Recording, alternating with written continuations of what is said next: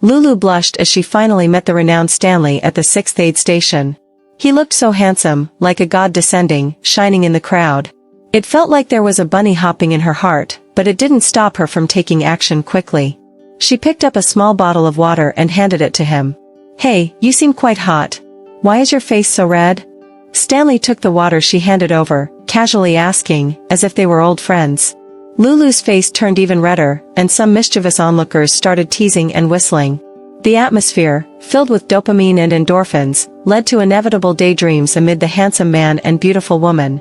After drinking the water, Stanley threw the empty bottle towards the teasing crowd behind him and walked forward, casually turning back. "After it's over, let's all have a meal together, okay?" Lulu nodded happily, watching Stanley blend into the crowd. About 3 hours later, as the half-marathon event was about to conclude, Lulu arrived early at the finish line. Among the participants arriving one by one, she immediately spotted Stanley. There was no denying it, this man just radiated charisma. Excitedly, she rushed over, handing him a towel and water. Stanley graciously accepted, breathing heavily. "You must be a first-timer in such events." Tilting her head, Lulu asked, "How did you know?" Stanley smiled, "I'm a marathon enthusiast. I've participated in all kinds of events, big and small. A beautiful girl like you, if I had seen you before, I'd definitely remember. Why did you decide to be a volunteer? Did you randomly decide to join on a whim?" It must be said that this man is truly skilled in socializing. Words that might sound greasy coming from others sound sincere and genuine when he says them, not a hint of pretense. Lulu awkwardly lowered her head, brushing some stray hair behind her ear, and whispered, "Just thought it would be fun, wanted to broaden my horizons." She didn't dare look at Stanley, afraid he might see through her. Because she was there for Stanley. For a while, she had seen Stanley a few times at the gym during her yoga sessions. They never interacted directly because they were in different areas. She had heard a lot about Stanley from old members and staff. To sum it up, handsome, wealthy, leisurely, talented, generous, good-natured, and single, a flawless hexagonal diamond. She had taken notice back then but struggled with the lack of a natural opportunity to get acquainted. When she heard that Stanley would participate in the half-marathon, she signed up as a volunteer with the mindset of giving it a try. Lulu was exceptionally confident in her appearance, she was beautiful and had been the class flower since childhood. However, she wasn't a foolish woman. She knew her strengths and weaknesses and how to leverage the former while downplaying the latter. Over the years, probably due to her humble background, the men willing to court her were not of the kind she found appealing.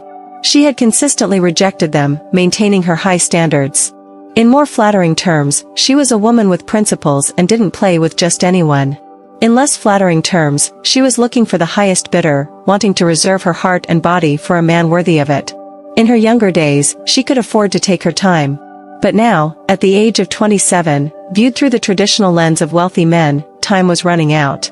If she didn't seize the opportunity now, her chances for a prosperous love life would diminish. Stanley was the most outstanding man she had ever met, and she was willing to take a chance for herself. Unexpectedly, it went so smoothly, and she easily secured a dinner date. Her appearance, indeed, had its charm. The dinner took place in a barbecue restaurant. Lulu followed Stanley inside and naturally sat beside him. She behaved like an obedient cat, helping Stanley grill meat and pick vegetables.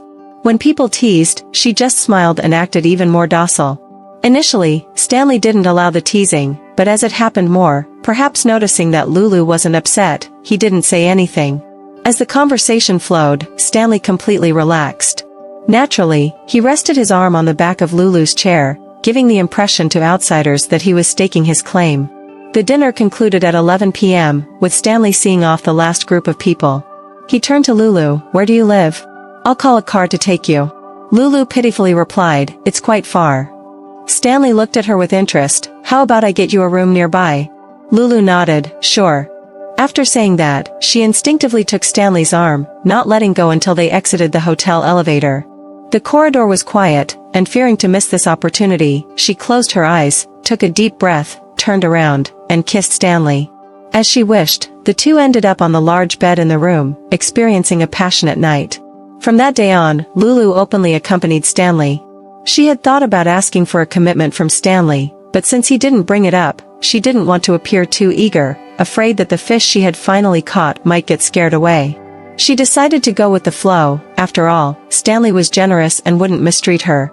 Not long after being together, Stanley rented an apartment for Lulu in the city, gifted her a car, and didn't hesitate to buy her bags, jewelry, and cosmetics. Lulu had never experienced such pampering and lacked experience in relationships with men. Quickly, she fell into it, transitioning from the role of a hunter to the hunted. She fell in love with Stanley, and her mindset underwent a transformation. She didn't want to go with the flow anymore. She wanted to know if Stanley truly loved her, if there were other women outside, and if he planned to marry her. She became increasingly afraid of losing him, as if her future happiness depended entirely on this man. Because she was well aware that she wouldn't encounter a better man than Stanley in the future. Love can bring pressure. While Lulu became increasingly anxious, it seemed that Stanley was growing a bit weary of the relationship. Of course, this was just Lulu's speculation because Stanley didn't visit her as frequently as before.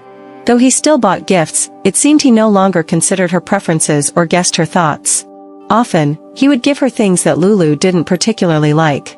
Lulu had to work hard to pretend to be oblivious. Every time Stanley left, she would burst into tears. What made her even more upset was Stanley's resistance to having Lulu accompany him in marathons. He didn't want attention to be diverted to trivial matters. He believed running should be focused on enjoying the sport. One day, Stanley went to a neighboring city to participate in a full marathon. Lulu used an alternate account to lurk in a marathon enthusiast group, scrolling through the live pictures posted by group members. When she saw a picture of Stanley chatting enthusiastically with a tall woman, her discomfort intensified. The woman was nothing like Lulu, not conventionally pretty but extremely sexy, with a wheat-colored complexion and beautiful muscle lines. She laughed freely, exuding a confidence and casualness that Lulu could never replicate. Just looking at the photo drove Lulu to jealousy. Unable to control her thoughts about this woman, Lulu decided to take a leave from work and drove straight to the race venue. When she arrived, the race was already halfway through, so she could only wait at the finish line. She waited until the afternoon when the race concluded, and from the crowd, she finally spotted Stanley, still laughing and chatting with that woman. They were dressed in matching race outfits, drinking the same water, and using identical towels. There was a natural connection between them that no outsider could interrupt. At that moment, Lulu finally understood the true meaning of being well-matched. The compatibility of handsome man and beautiful woman was the most basic, while the alignment of their auras was the advanced level. Unable to bear seeing them like that, Lulu shouted from a distance, "Stanley!" Stanley turned to look, and the radiant smile he had moments ago vanished, replaced by a tired expression. "Why did you come?" he asked. Lulu held Stanley's hand, saying, "I came to pick you up, worried that you might be too tired." Stanley nodded, gestured towards some friends nearby, and said, "I need to discuss something with them. Wait for me here." Lulu obediently waited, watching Stanley and his friends chat and laugh. "I didn't expect Chris's girlfriend to be like this. I thought he would find someone more sporty," the woman suddenly remarked. Feeling a bit annoyed, Lulu retorted, "People with similar types can only be friends. Complementary types make better lovers." The woman laughed, "Hello, Stanley's official girlfriend. I'm Rainbow, his classmate from his time studying in the UK." Reluctantly, Lulu replied, "Hello, I'm Lulu." Rainbow stood beside Lulu, wiping sweat off rudely. "I've been with him, he's amazing." Lulu was too shocked to respond. Rainbow looked at her like a little lamb and said, "You won't last with him. I believe you've already felt it, or you wouldn't run over here during work hours. Stanley needs a woman who can walk alongside him. You can't even accompany him in a half marathon, you're only fit to be his supplier." Lulu was trembling with anger. After saying this, Rainbow raised her eyebrows, walked away confidently, her muscles shining in the sunlight. Tightly toned, especially when stretched, she looked like a swift and beautiful leopard, wild yet enchanting. Lulu struggled to hold back her tears. She didn't know how long it would take for her to cultivate even a tenth of Rainbow's free and easy attitude. After returning home that day, Lulu bought professional equipment and started practicing running. She didn't like sports at all, and all this effort was solely for the sake of love. At first, she couldn't even run 200 meters, and her posture was incorrect. Later, she hired a coach, using Stanley's money.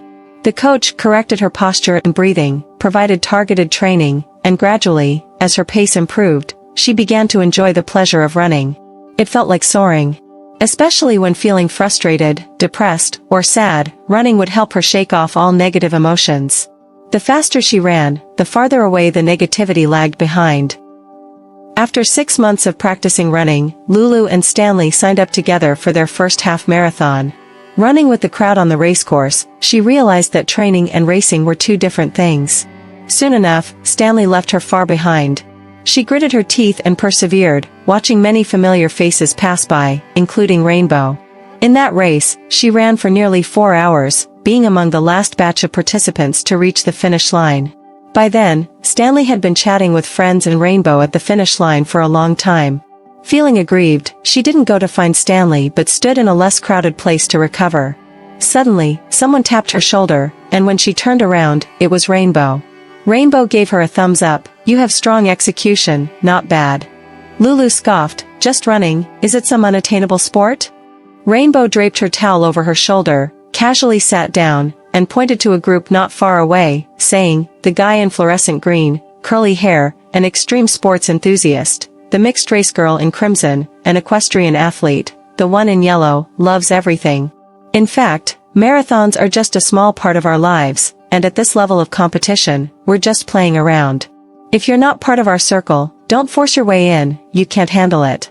Lulu said, "No need for scaremongering. Whether it's a circle or not, it has nothing to do with me.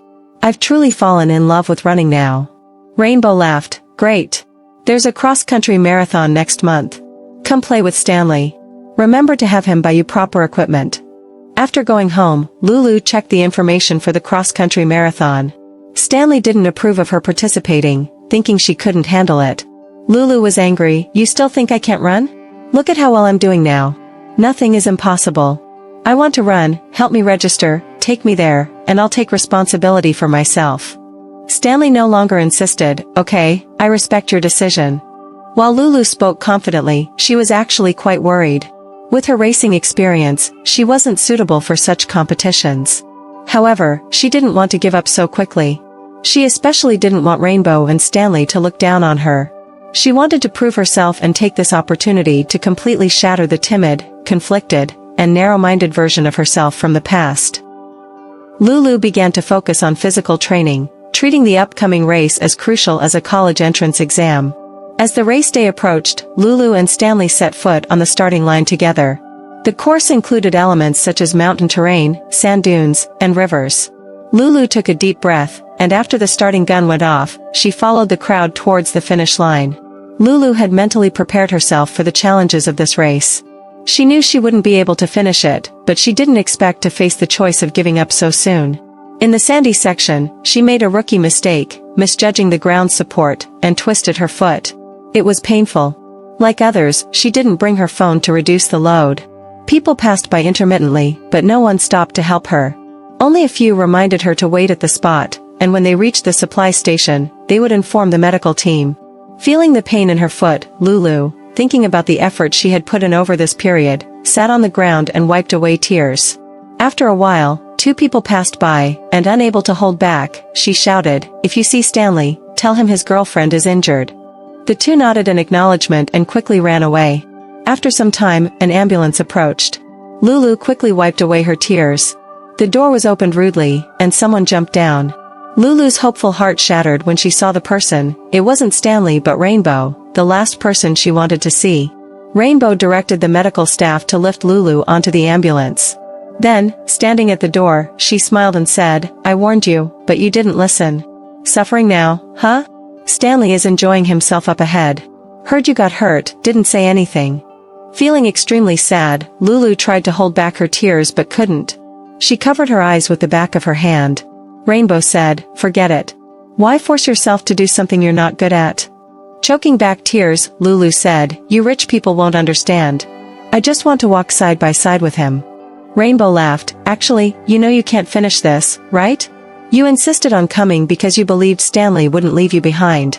But you don't really love him, you just want to bind him. Then, when your life falls into a situation like today, you want him to carry you forward. But obviously, whether in a race or in life, he won't care about you." Lulu, exposed and humiliated, retorted, "And what about you? What do you count as?" Rainbow laughed heartily, patted her muscular thighs, licked her lips, and looked into the distance. "Well, let's put it this way. If you're Stanley's supply station, then Stanley is my supply station. Understand? I've got more important things to do. Alright, take care of your injury. I'm off. After Rainbow ran away, Lulu cried like a fool in the roaring noise of the ambulance engine. Her heart, more painful than the muscles after the first intense workout, had been shattered. Not long after that race, Lulu and Stanley peacefully parted ways. Moving back to her original residence, after undergoing a dual experience of mental and physical challenges, she returned to her previous life. The exceptional man had vanished from her dreams, leaving no trace whatsoever. The only difference was that Lulu had truly fallen in love with running. Every morning, every evening, whenever she had time, she would change into quick-dry clothes and running shoes and set herself free wherever she could run. She ran faster and faster, just like flying. She felt that only when she was flying could she be her true self. The person who once didn't know her limits, attached hopes to others, and fantasized about clinging to others was like those negative emotions she had cast away, far behind and unable to catch up with the real her.